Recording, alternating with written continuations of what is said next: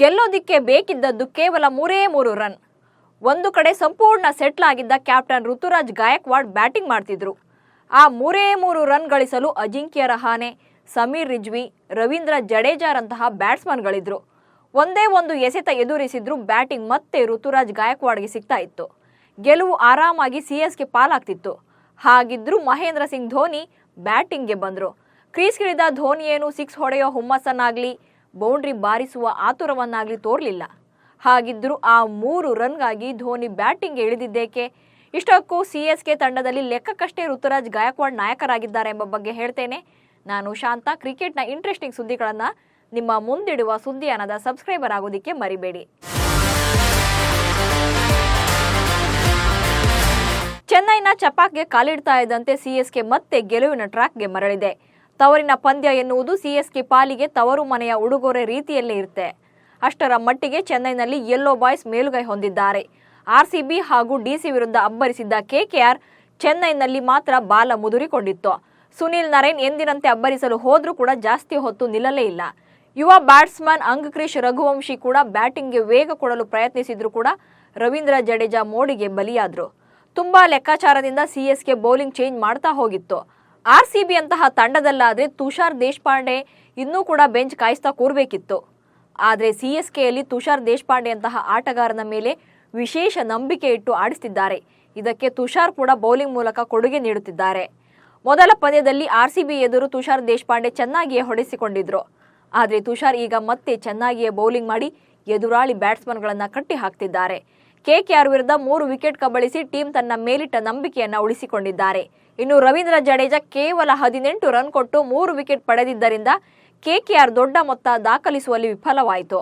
ಈ ಪಂದ್ಯದಲ್ಲಿ 2 ಕ್ಯಾಚ್ ಪಡೆದ ಜಡೇಜಾ ಐಪಿಎಲ್ನಲ್ಲಿ 100 ಕ್ಯಾಚ್ ಪಡೆದ ದಾಖಲೆ ಬರೆದ್ರು. ಜೊತೆಗೆ 100 ವಿಕೆಟ್, 1000 ರನ್ ಹಾಗೂ 100 ಕ್ಯಾಚ್ ಪಡೆದ ಏಕೈಕ ಆಟಗಾರ ಎಂಬ ದಾಖಲೆ ಕೂಡ ರವೀಂದ್ರ ಜಡೇಜಾ ಪಾಲಾಗಿದೆ. ಇದೇ ಕಾರಣಕ್ಕಾಗಿ ರವೀಂದ್ರ ಜಡೇಜಾಗೆ ಕಾಮೆಂಟೇಟರ್ ಹರ್ಷ ಬೋಗ್ಲೆ ಚೆನ್ನೈನಲ್ಲಿ ಹೊಸ ಹೆಸರನ್ನ ಇಟ್ಟಿದ್ದಾರೆ. ರವೀಂದ್ರ ಜಡೇಜಾಗೆ man of the match award ಕೊಟ್ಟ ನಂತರ ಅವರನ್ನ ಮಾತನಾಡಿಸುವ ವೇಳೆ ಹರ್ಷ ಬೋಗ್ಲೆ ಈಗಾಗಲೇ ಚೆನ್ನೈ ತಂಡದಲ್ಲಿ ಧೋನಿಯನ್ನ ತಲಾ ಎಂದು ಕರೀತಾರೆ. ಚೆನ್ನೈ ಪಾಲಿಗೆ ಸುರೇಶ್ ರೈನಾ ಚಿನ್ನ ತಲಾ ಆಗಿದ್ದಾರೆ.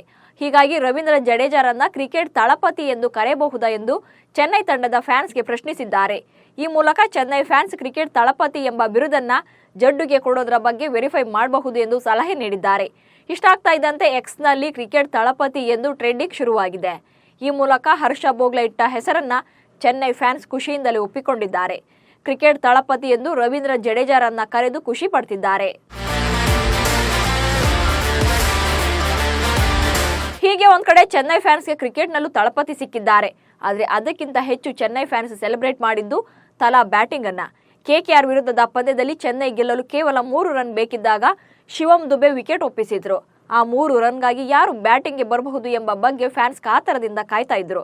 ಅದರಲ್ಲೂ ಡ್ರೆಸ್ಸಿಂಗ್ ರೂಮ್ನಿಂದ ರವೀಂದ್ರ ಜಡೇಜಾ ತಾವೇ ಬ್ಯಾಟಿಂಗ್ಗೆ ಬರುವವರಂತೆ ಮೈದಾನದ ಕಡೆಗೆ ಹೊರಟು ನಂತರ ಡಗೌಟ್ಗೆ ತೆರಳಿ ತಮಾಷೆ ಮಾಡಿದ್ರು. ಯಾಕಂದ್ರೆ ಅವರ ಹಿಂದಿನಿಂದ ಕ್ರೀಸ್ಗಿಳಿಯಲು ರೆಡಿಯಾಗಿ MS ಧೋನಿ ಬರ್ತಾ ಇದ್ರು. ಕೇವಲ 3 ರನ್ ಮಾತ್ರ ತಂಡಕ್ಕೆ ಬೇಕಿದ್ದಾಗ ಖುದ್ದು ಧೋನಿಯೇ ಬ್ಯಾಟಿಂಗ್ ಇಳಿದಿದ್ರು. ಧೋನಿ ಕಳೆದ 2 ಪಂದ್ಯಗಳಲ್ಲಿ ಬ್ಯಾಟಿಂಗ್ಗೆ ಬಂದಿದ್ರು. ಡಿಸಿ ವಿರುದ್ಧವಂತೂ ಅಬ್ಬರದ ಬ್ಯಾಟಿಂಗ್ ಮೂಲಕ ಮಿಂಚು ಹರಿಸಿದ್ರು.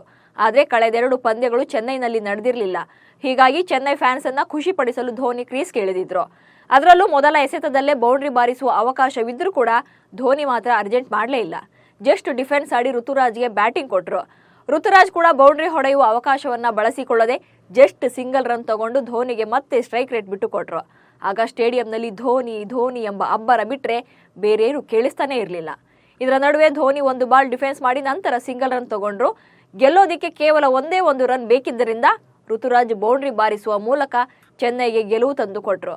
ಧೋನಿ 3 ಎಸೆತಗಳಲ್ಲಿ 1 ರನ್ ಮಾತ್ರ ಗಳಿಸಿದ್ರು. ಧೋನಿ ಕ್ರೀಸ್ಗೆ ಇಳಿದಿದ್ದನ್ನ ಕಂಡ ಚೆನ್ನೈ ಫ್ಯಾನ್ಸ್ ಸಂಭ್ರಮದ ಸಾಗರದಲ್ಲಿ ತೇಲಾಡಿದ್ರು. ದುಡ್ಡು ಕೊಟ್ಟು ಟಿಕೆಟ್ ತಗೊಂಡು ಬಂದಿದ್ದು ಸಾರ್ಥಕ ಆಯಿತು ಎಂಬ ಸಮಾಧಾನ ಫ್ಯಾನ್ಸ್ ಮುಖದಲ್ಲಿತ್ತು. ಕಾಮೆಂಟೇಟರ್ಗಳು ಕೂಡ ಹಿಂದೆ ಮುಂಬೈ ಸೇರಿದಂತೆ ಬೇರೆ ಬೇರೆ ಸ್ಟೇಡಿಯಂಗಳಲ್ಲಿ ಸಚಿನ್ ಬ್ಯಾಟಿಂಗ್ಗೆ ಬಂದಾಗ ಸಚಿನ್ ಸಚಿನ್ ಅಂತ ಕೂಗ್ತಾ ಇದ್ದ ಫ್ಯಾನ್ಸ್ ರೀತಿಯಲ್ಲೇ ಈಗ ಧೋನಿ ಧೋನಿ ಎಂಬ ಕೂಗು ಕೇಳಿಸ್ತಾ ಇದೆ ಎಂದು ಚೆನ್ನೈ ಫ್ಯಾನ್ಸ್ ಅಬ್ಬರವನ್ನ ಹೊಗಳಿದ್ರು. ಇನ್ನು ಕೆಕೆಆರ್ ತಂಡವನ್ನ ಕಡಿಮೆ ಮೊತ್ತಕ್ಕೆ ಕಟ್ಟಿ ಹಾಕಲು ಸಾಧ್ಯವಾಗಿದ್ದರ ಬಗ್ಗೆ ಪಂದ್ಯದ ನಂತರ ಮಾತನಾಡಿದ ಸಿಎಸ್ಕೆ ನಾಯಕ ಋತುರಾಜ್ ಗಾಯಕ್ವಾಡ್ ತಮ್ಮ ಬೌಲರ್ಗಳನ್ನ ಹೊಗಳಿದ್ರು. ಅದರಲ್ಲೂ ಗಾಯಕ್ವಾಡ್ ಹೇಳಿದ ಒಂದು ಮಾತು ಋತುರಾಜ್ ಸಿಎಸ್ಕೆಗೆ ಹೆಸರಿಗಷ್ಟೇ ನಾಯಕ ಎಂಬುದನ್ನು ಸಾಬೀತುಪಡಿಸುವಂತಿತ್ತು. ಪ್ರಾಮಾಣಿಕವಾಗಿ ಹೇಳಬೇಕು ಅಂದರೆ ನಾನು ಬೌಲರ್ಗಳಿಗೆ ಏನೂ ಹೇಳಬೇಕಾದ ಅಗತ್ಯವೇ ಇಲ್ಲ.